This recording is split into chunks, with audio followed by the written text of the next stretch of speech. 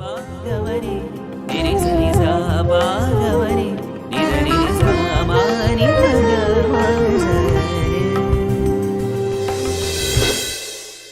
Sai Ram and greetings from Prashanti Nilayam.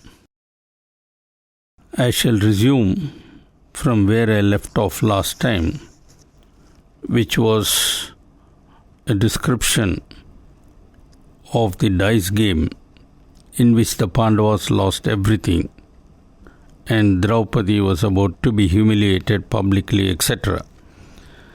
This dice game scene in the Mahabharata, the epic story of the Pandavas and the Kauravas, is full of deep significance. It shows how even the clever and the righteous can, at critical times, lose their discrimination. This is exactly what happened to Yudhishthira. It also shows that even the learned and the wise sometimes turn a blind eye to grave misdeeds in society, shirking their duty to protest and give expression to their conscience. This is exactly what Bhishma, Drona and Kripa were guilty of.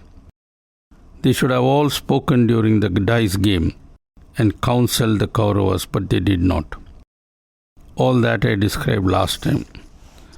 Above all, this scene that I refer to shows how, when everything else seems lost, there is still the Lord, the last resort, and He never fails a loyal devotee.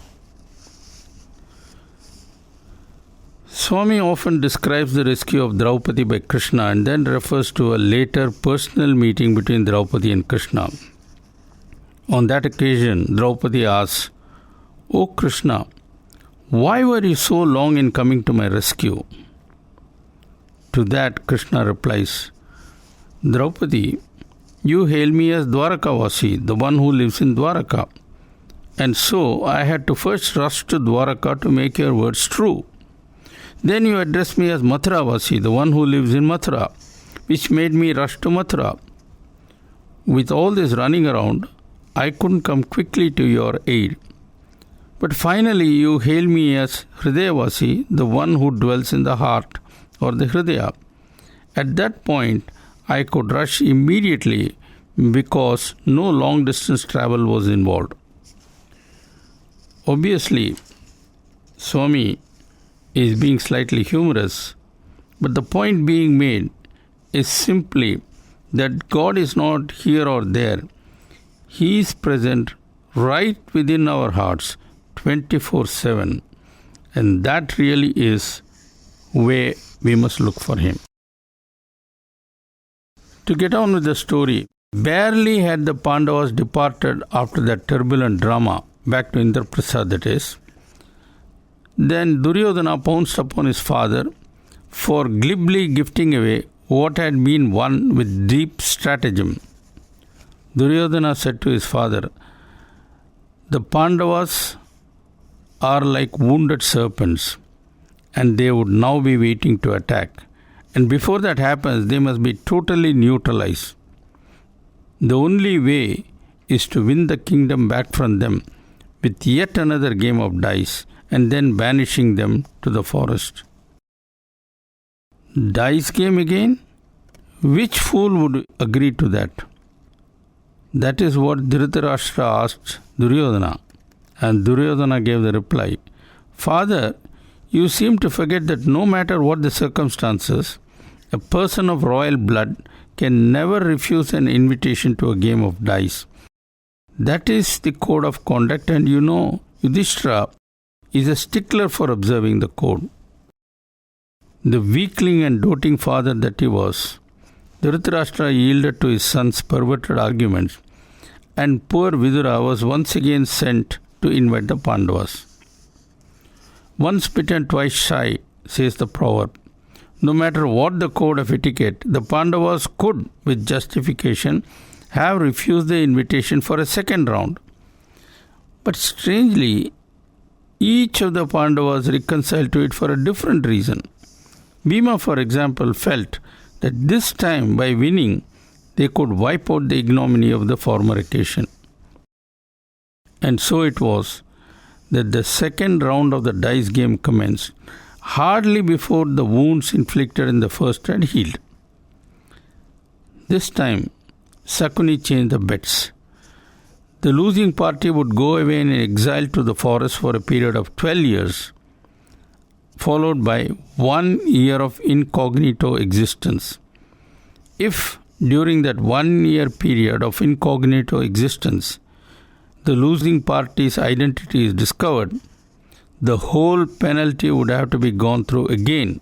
That is, another 12 years in the forest followed by 1 year of incognito life. The deal was agreed to and the game commenced. Once again, Sakuni cheated left and right, and in no time at all, Yudhishthira won for the Pandavas their 13-year hardship. So the Pandavas left for the forest, and soon after they left, Vidura remonstrated with Dhritarashtra for being nose-led by his vile sons. In his heart, Dhritarashtra knew that what Vidura said was correct, but he was unable to stomach the truth. He then ordered Vidura out, and Vidura departed gladly. But soon, better sense prevailed on the blind king, for without Vidura he was doubly blind. So a messenger was sent to fetch Vidura, who by this time had joined the Pandavas. Thus, within a jiffy, poor Vidura was back to his thankless job of advising a king who was not only blind but deaf as well. The sane advice, that is. Meanwhile, Krishna, who was busy in Dwaraka grappling with his own quote-unquote problems, heard about the double debacle suffered by the Pandavas, and he rushed to the forest to meet the Pandavas and console them. While many advocated immediate war, that among the Pandavas, that is, Yudhishthira was cool, firmly committed to the assurance given earlier that the loser would serve a 13-year hardship. Draupadi, who was still smarting under the humiliation she had suffered earlier, asked Krishna with anguish, "O Krishna, my tormentors have gone scot-free, while the great Pandava heroes here are in the forest. Are their might and prowess doomed to hibernation in this jungle? Why don't you speak out?" Krishna was visibly moved and he replied, "My dear sister, please listen to me. Those who tormented you cannot go scot-free. On the contrary, they are doomed to miserable death in a bloody battlefield. I can see it coming, but you cannot. All I ask from you now is patience. That's all." And so, with much patience and fortitude, the Pandavas went through 12 long years of hardship and difficulties, and of course numerous experiences as well. Indraprastha, the kingdom they once ruled, now came under the control of the Kauravas, and it was not clear if the Kauravas would return it at the end of the exile period. Therefore, in preparation for a possible war, Arjuna, on the advice of elders, withdrew for a while to the Himalayas to meditate on Lord Shiva. Arjuna offered intense penance, and he wanted to seek the boon of divine weapons. Pleased with Arjuna's devotion, Shiva, in due course, blessed Arjuna with an immensely powerful missile known as Pasupata. One day during the exile period, Duryodhana and Karna got the idea of going to the forest, Dvaitavana, where the Pandavas were spending time, so that they could personally see the suffering of the exiled ones and gloat over it. But when the Kauravas went to Dvaitavana with their army and royal retinue, they faced obstruction from a Gandharva prince and a fight ensued.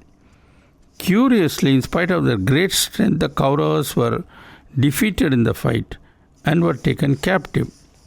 Instead of seeing the Pandavas in trouble, Duryodhana was himself in difficulties, having been bound hand and foot. Some of the Kauravas who escaped capture ran to Yudhishthira in the forest to give him the news. And do you know what Yudhishthira did? He ordered Bhima and Arjuna to attack the Gandharvas and secure the release of prisoner Duryodhana. Bhima was shocked and at first flatly refused, but Yudhishthira told him in compelling terms, Bhima, I know how you feel, but Kauravas are our cousins.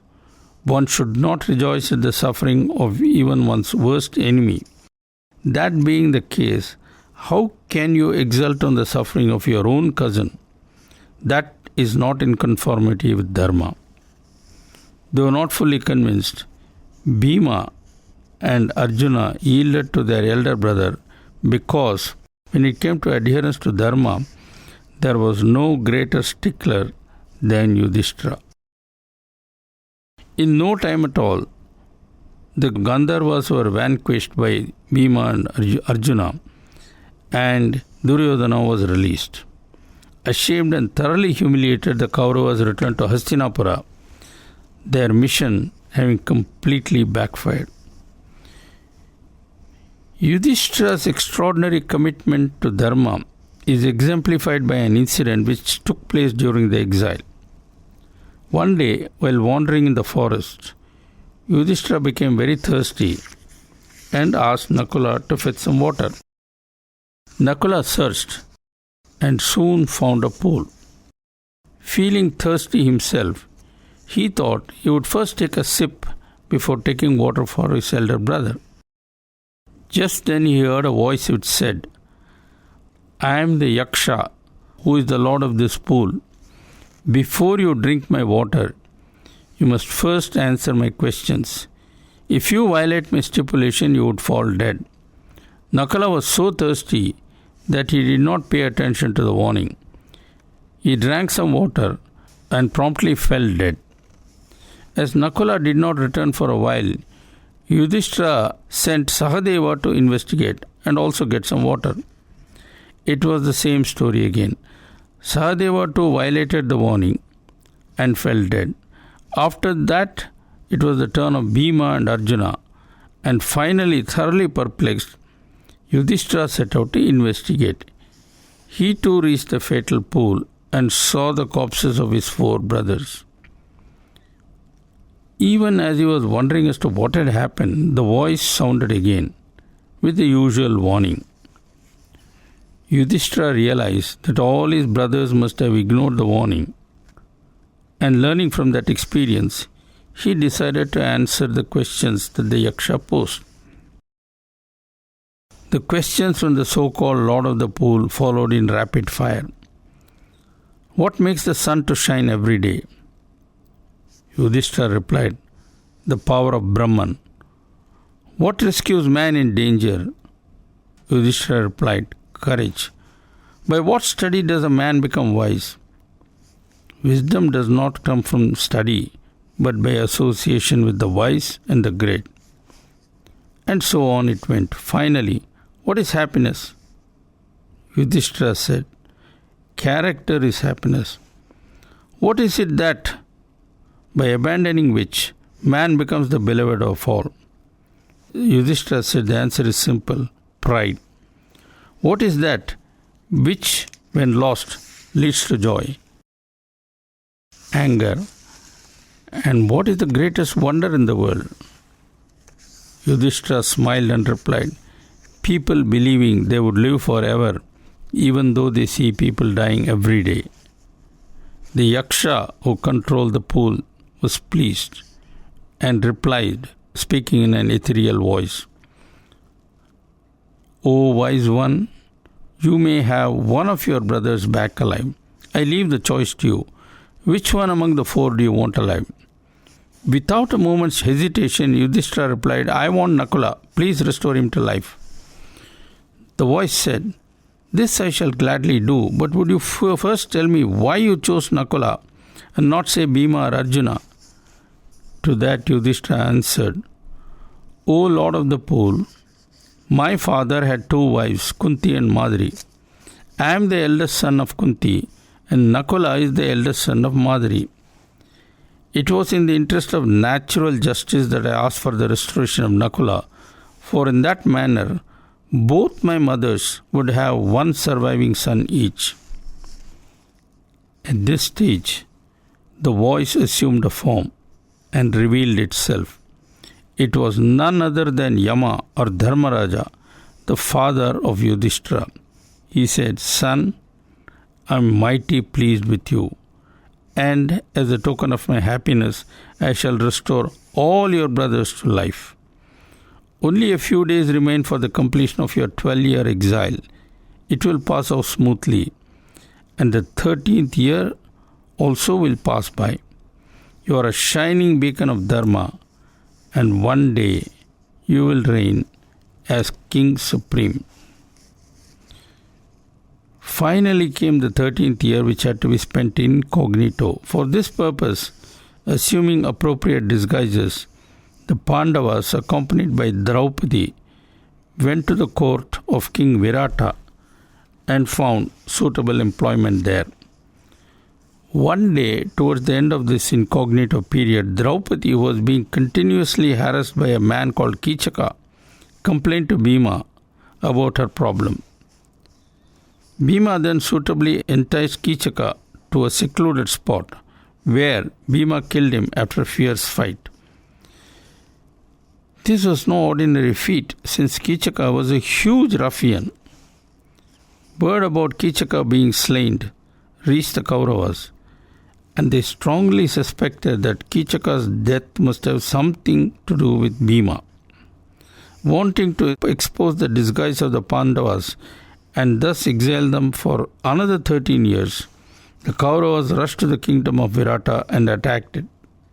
A battle ensued in which Arjuna, though in the disguise of a female, participated in the battle, and the Kauravas were defeated. Duryodhana protested that he had seen through the disguise of the Pandavas, and therefore they had to repeat their exile as per the original conditions. The Pandavas refused.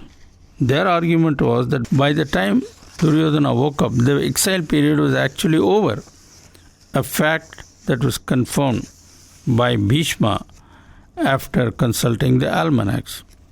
However, Duryodhana refused to accept the contention, and there was tension in the air.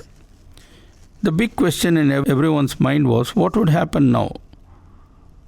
Though the Pandavas knew well the psychology of their Kaurava cousins, still the ever-peaceful Yudhishthira decided to try the olive branch by sending an emissary to the court of Dhritarashtra, seeking a peaceful return of Indraprastha, which had been annexed by the Kauravas during the exile period.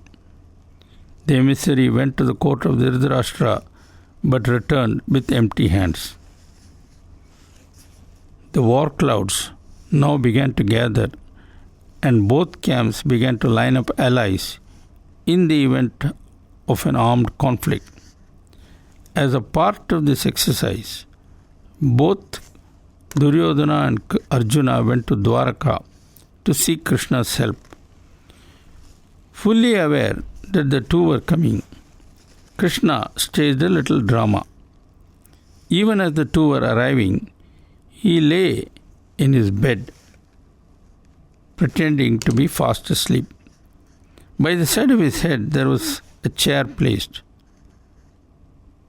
Both Duryodhana and Arjuna being well known to Krishna, they had the right of free entry into Krishna's palace right up to the bedroom. Duryodhana arrived first, went to the bedroom, saw Krishna sleeping, and then parked himself in the empty chair, waiting for Krishna to wake up. Arjuna entered shortly thereafter, and he too saw Krishna was sleeping. He was annoyed that Duryodhana had come ahead of him, but there was nothing much he could do about it. He decided that he too would wait for Krishna to wake up, and he stood standing near Krishna's feet, his hands joined in reverence. Feeling that it was time to get on with the play, Krishna now pretended to wake up, and since Arjuna was near his feet, chose to see him first and asked, "Hello Arjuna, so nice to see you. When did you come?" Annoyed that Arjuna received the first attention, Duryodhana said, "Krishna, I too am here. In fact, I came first. With a smile on his face, Krishna said, that may be true, but since I saw Arjuna first, I am obliged to attend to him first. By the way, I know why both of you have come here. You are both preparing for war.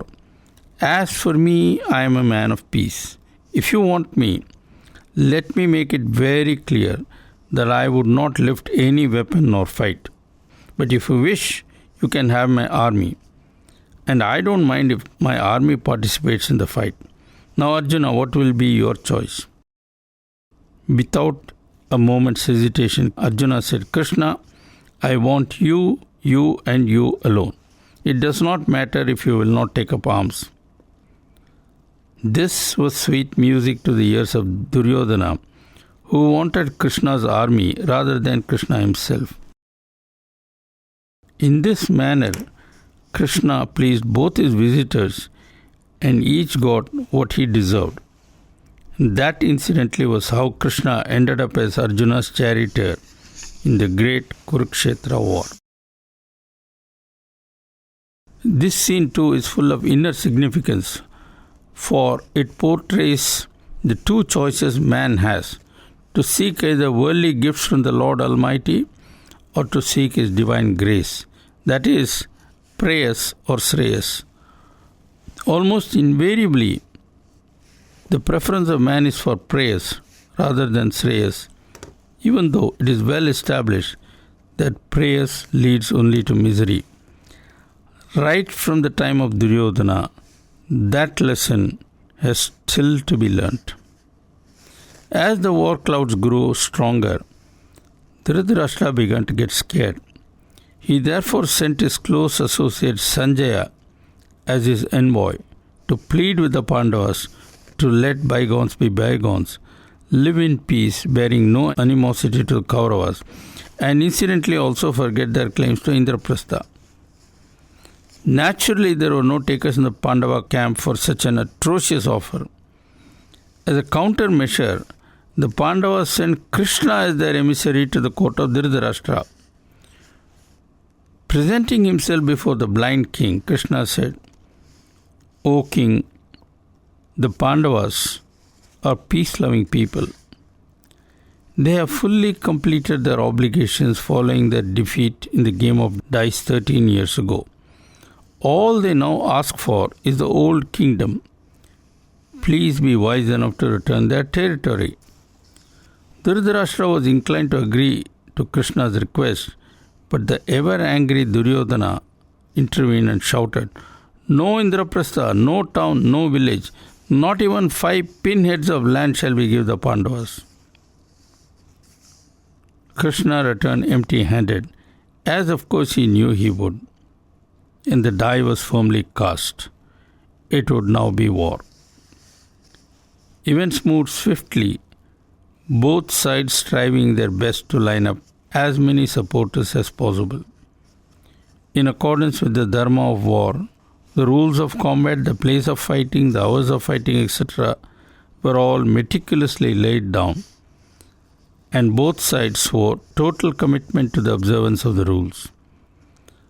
Thus it was that Kurukshetra was selected as the venue for the battle, and each day the fighting was to conclude at sunset.